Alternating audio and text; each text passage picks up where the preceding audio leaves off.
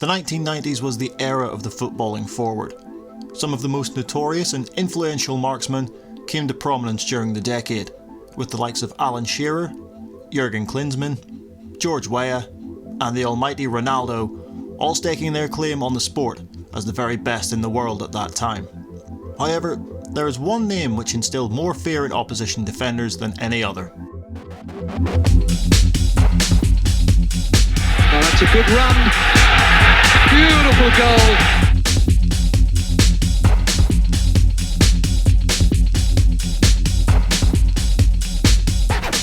Batistuta! Oh, what a fantastic hit! Described by Diego Maradona as the finest striker he had ever seen, the man known simply as Batigol terrorised defences for nearly 20 years in his native Argentina, Italy and Qatar, as well as on the international stage where he, up until 2016, was his country's all-time leading goalscorer. He may only have 2 league titles to his name, but the way he made those in attendance feel arguably meant more to him than any piece of silverware. This is the story of Batigol, Gabriel Batistuta. Born in Avellaneda, a town in the province of Santa Fe, Gabriel grew up in the nearby city of Reconquista with his parents and 3 sisters. Growing up, Gabriel claimed that despite watching games, he was never fanatical about the sport of football. However, it was the sight of his native Argentina lifting the 1978 World Cup that persuaded young Gabriel to dedicate himself to the sport. After joining the Platense junior team, he was selected to play for the Reconquista team, which would go on to win the provincial championship, with Gabriel scoring 2 goals in the final. It was this display that caught the eye of Jorge Grifa, the youth team coach at Newell's Old Boys, who approached Gabriel and offered him the chance to join the club. After an initial hesitancy due to living so far away and wanting to continue his studies, Gabriel finally relented and travelled the 460 kilometres south to Rosario to begin his professional career under Marcelo Bielsa at Newell's Old Boys. Not only were Newell's the reigning league champions, but were a club renowned for their youth system. Gabriel said of his arrival at Newell's that he went as he felt obligated to, as the club would pay for his education while he was there. After a brief loan spell with Deportivo Italiano, Batistuta returned to Newell's and began to cement his place in the first team and develop a reputation throughout the country as a powerful goalscorer. After just a single season at Newell's, his form attracted the attention of one of Argentina's biggest clubs, River Plate. In mid-1989, Batistuta made the move from Newell's to Los Millonarios as he looked to make the next step in his fledgling career. However, his time at River would not be easy, as coach Daniel Passarella left him out of the team. Determined to find the positives of being left out, Batistuta would go on to say that this led him to becoming stronger mentally and physically, despite this being a tough time in his career. Frustrated at his lack of game time, Batistuta was on the move again the following season, this time to his boyhood club and River's fierce rivals in Boca Juniors. Upon his arrival at La Bombonera, Gabriel initially found it tough once again, in part due to being played out of position. However, with the arrival of a new head coach at the beginning of 1991, Batistuta was finally played down the middle, where he rediscovered his best form. He finished top goal scorer for Boca in the Clausura as they finished top, scoring 11 goals.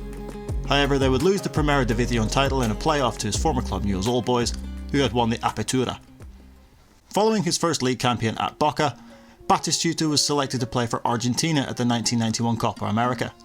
This is where his reputation skyrocketed as he finished as the competition's top goalscorer, netting 6 times as Argentina went on to win the tournament. With a number of clubs interested, it would be Italian club Fiorentina who would eventually win the race for his signature. This would be the club which would become synonymous with the name Gabriel Batistuta.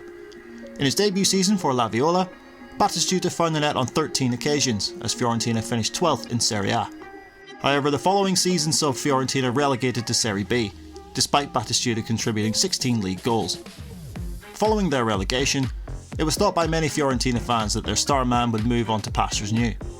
Batistuta would prove his loyalty to the club and stayed at the Artemio Franchi, helping the club return to the top flight as champions under the stewardship of new head coach Claudio Ranieri at the first time of asking.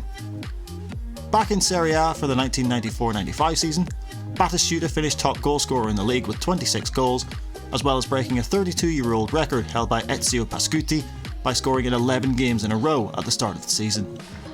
The following season, Batistuta lifted his first pieces of silverware with La Viola, as he helped Fiorentina win both the Coppa Italia after a 3-1 aggregate victory over Atalanta, in which Batistuta scored 2 goals, and the Supercoppa Italiana, defeating AC Milan.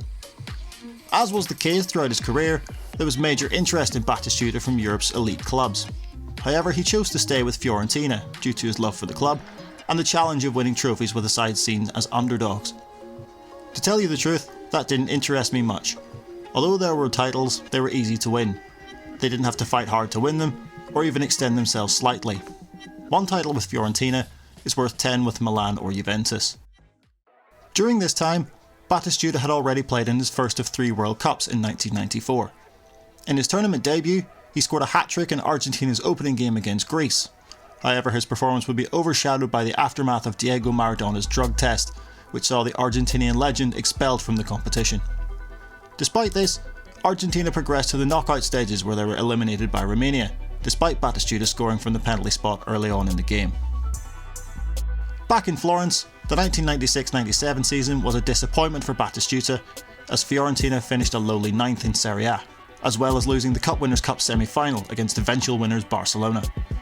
His 24 goals in 36 games the following season saw Batistuta selected for the 1998 World Cup in France, where, once again, Argentina were seen as one of the favourites. After topping their group unbeaten, with Batistuta scoring 4 goals, Argentina would play England in the second round.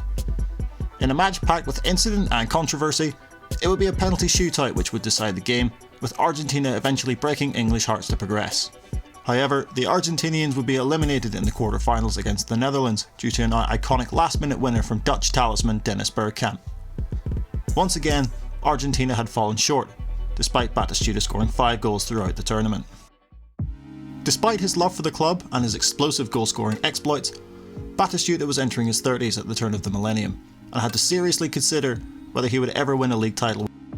Finally, after nearly 10 years of service and 203 goals with La Viola, Batistuta made the move to Roma, the side he saw best suited to winning the Serie A title.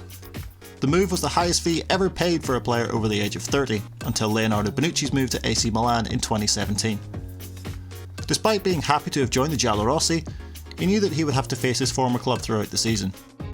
This would be the case in November 2000, as he lined up against Fiorentina and, as if it was written in the stars, scored a trademark wonder goal against them. Following the goal, he looked visibly upset and refused to celebrate with his teammates. After the game, Batistuta said, "I played the whole match with these conflicting thoughts in my head. I am sorry for Fiorentina. It was important though because I want to win for Roma, so I was trying hard, but I cannot forget my past. Certainly I cannot say I am happy to have scored against my former teammate, but Roma wanted the win." On the final day of the 2000-2001 season, Batistuta would finally achieve his dream of lifting a league title in Italy, scoring in a 3-1 victory over Parma at the Stadio Olimpico to give Roma their first title since 1983. At his third and final World Cup appearance in 2002, now aged 33, Batistuta knew that this would be his last chance to claim the famous trophy. The Argentine campaign started brightly as they defeated Nigeria 1-0 in their opening game, with Batistuta scoring the decisive goal. Next up was England, bringing back memories from 4 years previous. It would be David Beckham's penalty which would give the English, and Beckham himself, their redemption over Argentina. A 1-1 draw in their final group game against Sweden saw Argentina eliminated at the group stage for the first time since 1962. It was a disappointment for both Argentina and Batistuta, as he knew that this would be his swan song on the biggest stage in the sport. Following their title-winning campaign, Batistuta's form would dip at Roma. After finding the net 21 times on their way to the league title, he would only score 6 goals in each of the following 2 seasons. In a bid to find form, he was sent on loan to Inter, where he only found the net twice. He was also offered to Premier League club Fulham, but manager Jean Tigana turned down the chance to sign him. Now aged 34, Batistuta left Roma in 2003 to see out the rest of his career in Qatar, playing for Al Arabi. In his first season for the club, he broke the league's goal-scoring record, netting 25 times in 18 games. He would play 1 more season at Al Arabi before officially hanging up his boots in 2005. The career of Gabriel Batistuta outlines that it is not the number of accolades that define what it means to be a world-class player. It is the way in which they make you feel, and how they inspire future generations to lace up their boots and attempt to replicate what their heroes have done. Following a 17-year career, Batistuta only won a handful of silverware, but it was the impact on the clubs he played for that defined him. He is still Fiorentina's all-time leading Serie A goalscorer, having amassed 167 goals in 269 league appearances. He is their second highest scorer of all time, a single goal behind Kurt Hamrin. As was the club's love for him, they built a statue in his honour. He was his country's all-time leading goalscorer with 54 until the emergence of Lionel Messi. His unique style of play and ability to strike a ball with such controlled violence captivated crowds the world over. Many came before him, and many will come after, but there will only ever be one Batigol.